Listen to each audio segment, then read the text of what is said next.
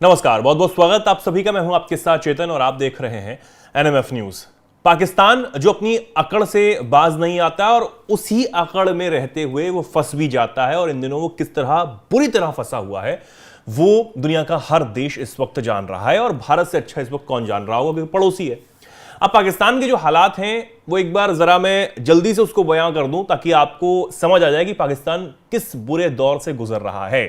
पाकिस्तान अपने पड़ोसी अफगानिस्तान में बैठे तालिबान और टीटीपी से मार खा रहा है। पाकिस्तान भारत से बैर लेकर भारत का गुस्सा भी झेल रहा है। पाकिस्तान के अंदर बहुत बुरे हालात हैं, क्योंकि वहां पर जो उनके पाले हुए आतंकी हैं वो चुन चुनकर मारे जा रहे हैं। अज्ञात बंदूकधारी आते हैं, उनको ठिकाने लगाकर चले जाते हैं। ये इसके साथ ही पाकिस्तान जो है वो टूटने की कगार पर आ चुका है, क्योंकि बलूचिस्तान में जिस तरीके का विद्रोह वहां की सरकार के खिलाफ और सेना के खिलाफ भड़का हुआ है वो भी आप सब जानते हैं। लेकिन अब पाकिस्तान को भारत बचा सकता था तालिबान की पिटाई से, ये कहीं ना कहीं अब सामने आता हुआ नजर आ रहा है। और ये बात किसने कही है? ये बात कही है पाकिस्तानी एक्सपर्ट कमर चीमा ने। जी हां, उन्होंने एक शो के दौरान इस बात को कहा कि अजीत डोभाल ने एक बहुत बड़ा ऑफर पाकिस्तान को दिया था, जिससे पाकिस्तान तालिबान की पिटाई से, टीटीपी की पिटाई से तो कम से कम बच सकता था, लेकिन पाकिस्तान ने उस बात को नहीं माना। कमर चीमा ने एक बात का जिक्र किया, जो विशेषज्ञ हैं उन्होंने कहा कि भारत के ऑफर के बारे में उन्होंने बात की और कहा कि जिस तरीके से 15 अगस्त 2021 को जब तालिबान अफगानिस्तान में आया था, तब काबुल पर उसका कब्जा हो गया था और भारत ने इस पूरे क्षेत्र में एक एक्शन जो है वो शुरू किया था, कि एक्शन प्लान लाने की बात शुरू की थी। अजीत डोभाल ने खासकर इस बात को लेकर पहल जो है वो की थी और कहा था कि इस क्षेत्र के तमाम जो एनएसए हैं, क्योंकि अजीत डोभाल एनएसए हैं, जो इस क्षेत्र के तमाम एनएसए हैं उनके साथ एक बात की और कहा कि हमें अफगानिस्तान में बैठे तालिबान से बातचीत करनी चाहिए, ताकि वो अफगानिस्तान की जमीन का जो इस्तेमाल है वो इस क्षेत्र के जो तमाम देश हैं, जो आसपास के तमाम जो देश हैं, उनके खिलाफ ना होने दे अफगानिस्तान की जमीन का इस्तेमाल। उन्होंने कहा, उन्होंने ऑफर दिया। अब पाकिस्तान को भी ऑफर दिया गया था कि पाकिस्तान भी हमारे साथ मिलकर तालिबान से बात करे, लेकिन सबसे बड़ा जो रोड़ा है वो पाकिस्तान ही इसमें बना था। और पाकिस्तान की आज हालत जो है वो बुरी है। और तालिबान के जो रिश्ते हैं वो भारत के साथ आप देखते हैं बहुत अच्छे रिश्ते हैं। तालिबान भारत की बहुत इज्जत भी करता है। अफगानिस्तान में जो भी लोग हैं वो भारत की बहुत इज्जत करते हैं। तालिबान प्रशासन भारत से मदद की अपील भी करता रहता है, और भारत खुले दिल से तालिबान की अपील करता है, उसकी स्वीकार करता है और अफगानिस्तान की मदद भी करता है। चलिए, अब आगे कमर चीमा ने क्या कहा? आगे कमर चीमा ने बताया कि भारत के इस प्रस्ताव पर तालिबान तो तैयार हो गया था, लेकिन बात आगे इसलिए नहीं बढ़ी क्योंकि जो पाकिस्तान था वो इसकी सबसे बड़ी वजह था। वो नहीं चाहता था कि भैया ऐसा हो, और इसमें शामिल होने से पाकिस्तान ने बिल्कुल इनकार कर दिया था।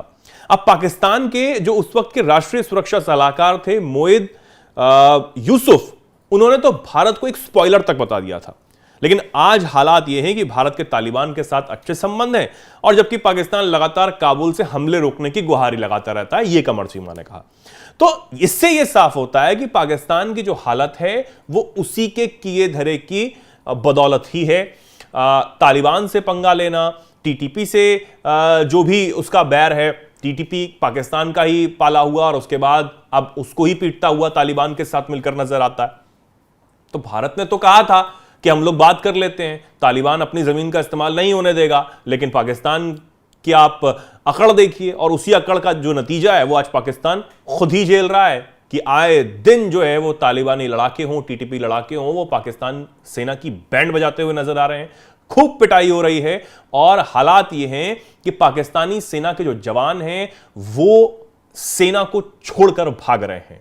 वो ये कह रहे हैं कि हम देश में काम करते हैं तो मारे जाते हैं, देश के बॉर्डर पर काम करते हैं तो मारे जाते हैं। सेना के जो अफसर हैं वो सिर्फ मलाई खा रहे हैं, चाहे वो असीम मुनीर हों और तमाम जो भी अफसर हों, वो सिर्फ मलाई खा रहे हैं। उनको नीचे के सैनिकों से कोई लेना देना नहीं है, कोई मतलब नहीं है। इसलिए हम क्यों पाकिस्तानी सेना में काम करें? इससे अच्छा तो हम तमाम अरब देशों में जाकर मजदूरी कर लेंगे, कोई ऐसा काम कर लेंगे जो हमारे गुजर बसर के लिए बहुत अच्छा होगा। हम मरने के लिए तो सिर्फ सेना में जाना नहीं चाहते हैं, पाकिस्तानी सेना में खासकर। इतनी खस्ता हालत है पाकिस्तानी सेना की, देखिए आप।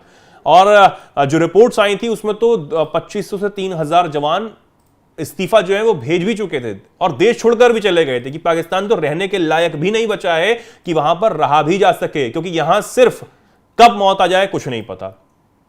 ग्लोबल टेररिज्म इंडेक्स में पाकिस्तान का नंबर क्या था वो सबको पता है, दूसरे नंबर पर पाकिस्तान आ गया था। यानी कि आतंकवाद बहुत तेजी से पाकिस्तान में बढ़ रहा है, पनप तो बहुत पहले चुका था, लगातार बढ़ रहा है। और इस बात को हमारे विदेश मंत्री डॉक्टर एस जयशंकर साहब ने भी कहा था कि किस तरीके से एक आतंकवाद रूपी कैंसर ने पाकिस्तान को पूरी तरह जकड़ लिया है और उस कैंसर में पाकिस्तान फंसता हुआ अब चला जा रहा है। उसके बचने का अब सिर्फ यही है कि या तो वो आतंकवाद से पूरा नाता तोड़ दे, लेकिन अब ऐसा हो कैसे, क्योंकि आतंक परस्त वो देश है, कैसे वो आतंकवाद से नाता तोड़ सकता है और भारत के खिलाफ साजिश रचने का काम वो करता है। अब पाकिस्तानी एक्सपर्ट जो ये बात कमर चीमा कह रहे थे उसमें उन्होंने एक और बात कही कि भारत का ऑफर लेने पर इस्लामाबाद को होने वाले फायदे के बारे में भी उन्होंने एक बात कही थी। उन्होंने कहा कि पाकिस्तान ने समझदारी अगर उस वक्त दिखाई होती तो आज उसके संबंध भारत के साथ भी बेहतर हो रहे होते, ये कमर चीमा का कहना है। साथ ही कहा कि अगर एनएसएस स्तर के जो प्लेटफॉर्म को अगर वो बातचीत जारी रखता तो पाकिस्तान ने अपने संबंध भी किसी ना किसी स्तर पर चल रहे होते, बातचीत जरूर हो रही होती और पाकिस्तान की तरक्की ही हो रही होती और पाकिस्तान आज गर्त में ना जा रहा होता। पाकिस्तान के पास अभी भारत के साथ बातचीत के लिए एससीओ के अलावा अब कोई और मंच है नहीं और भारत आतंकवाद के साथ बातचीत नहीं करना चाहता है, ये भारत जो है वो बार बार साफ कर चुका है। साथ ही उन्होंने कहा कि हमने भारत की मानी होती तो आज अफगानिस्तान पर क्षेत्रीय दबाव हम बना रहे होते, लेकिन हम उसकी हैसियत भी अब नहीं रखते हैं, ये पाकिस्तानी एक्सपर्ट का कहना है। और वो सब अच्छे से जानते हैं कि भैया क्या हो रहा है पाकिस्तान के अंदर। पाकिस्तान बहुत बुरी हालत से जूझ रहा है। पाकिस्तान जिस तरीके से मैंने कहा कि चारों तरफ से सिर्फ घिरा हुआ जो है वो नजर आ रहा है। पाकिस्तान के हालात बद से बदतर दिन ब दिन होते जा रहे हैं और महंगाई ने तो पाकिस्तान की अलग से कमर तोड़ी हुई है। आईएमएफ से चाहे जितना मर्जी लोन पाकिस्तान इस वक्त ले ले, लेकिन पाकिस्तान के जो हुक्मरान हैं वो अपने लोगों को, अपनी आवाम को भुखमरी की कगार पर, कंगाली की कगार पर लाकर खड़ा कर चुके हैं। कई लोगों को नौकरी से निकाला जा चुका है और इस हालत में भी पाकिस्तान के जो हुक्मरान हैं वो आतंक को नहीं छोड़ना चाहते, भारत के खिलाफ साजिश रचना बंद नहीं करना चाहते। वहां की जनता तो साफ साफ ये जानती है, साफ साफ इस बात को कहती है कि हमारे देश की सरकार ने किया क्या है, हमारी हुकूमत कर क्या रही है, हमारी सेना कर क्या रही है। आज भारत देखिए कैसे तरक्की कर रहा है।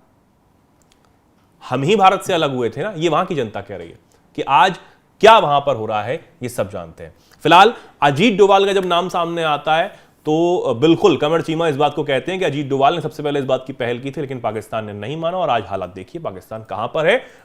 तालिबान, टीटीपी खूब मार रहे हैं। अब आप इस पर क्या सोचते हैं, क्या कुछ कहना चाहते हैं, कमेंट सेक्शन में लिखें और ऐसे ही जुड़े रहें, देखते रहें एनएमएफ न्यूज़। नमस्कार।